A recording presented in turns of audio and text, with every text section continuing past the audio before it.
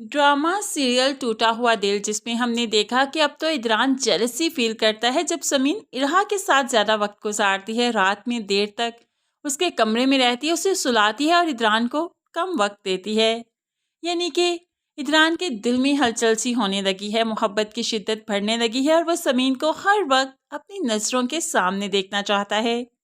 दूसरी तरफ इदरान पर यह हकीकत भी खुल गई कि उस दिन कमाल साहिब मारिया को पिक करने या ड्रॉप करने नहीं गए थे, बल्कि किसी और लड़की के साथ थे, क्योंकि मारिया ने यहाँ गेट टुगेदर में बता ही दिया कि वो तो कल हैदराबाद से आई थी। और एकदम से इदरान अब कमाल और उसकी माँ को देखता है कि उनका झूठ तो पकड़ा गया और उनके भी अब पसीने छूटने लगे। लेकिन खैर कमाल साहिब ने इस चीज़ का भी हल निकाल ही लिया। बात पे बात वो शाहजहां से लड़ना शुरू हो चुका है, ताकि लड़ाइयों की आवाज़ें जब भाई के बाप के कानों तक जाएं तो वो सहम से जाएं और इदरान हिम्मत ना कर सके कमाल से या शैला से कोई भी बात करने की, क्योंकि पहले ही लड़ाई झगड़े इतने ज़्यादा हैं कि भाई और क्या ही बात करेगा और क्या ही इनके रिश्ते को खराब करेगा।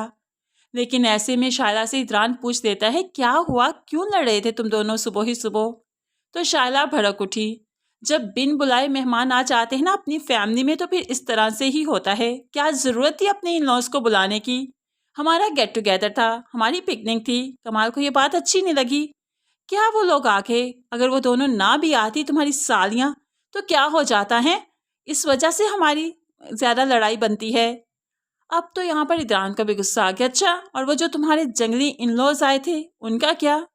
अब समीन भी पास बैठी बातें सुन रही थी, वो भी चुप न रह पाई और सॉरी टू से कहते हुए वो भी अब शायला को खूब बातें सुनाती है। प्लीज़ मेरे तक रहिए, मेरे पेरेंट्स तक, मेरे घर वालों तक जाने की ज़रूरत नहीं। हाँ, मेरी बहनें आई थी, खुद से नहीं आई थी, उन्हें इनवाइट किया गया था और गयूर अंकल ने ही उन्हें इनवाइट किया था। आप चाहें तो पूछ सकती हैं, मैंने इनवाइट नहीं किया था। अब यहाँ पर शायला तो देखती रही कि कितनी बदतमीजी कर रही है समीन, और इदरान कुछ भी नहीं कह रहा। खैर इदरान क्या ही कहे, समीन बिल्कुल ठीक कह रही थी। दूसरी तरफ शाजिर, जिसे घर वालों की याद सताई जब जूली ने सारे पैसे भी छीन लिए और बेइज्जत भी किया, तो फिर बहन को फ़ोन करते हुए घर वालों का हाल चाल पूछने का दिल किया। बाप ने फ़ोन उठाया और शाजिर की आवाज़ सुनते ही उसे शटअप कॉल दी कि आइंदा यहाँ पर फ़ोन मत करना, तुम हमारे लिए और हम तुम्हारे लिए मर चुके हैं।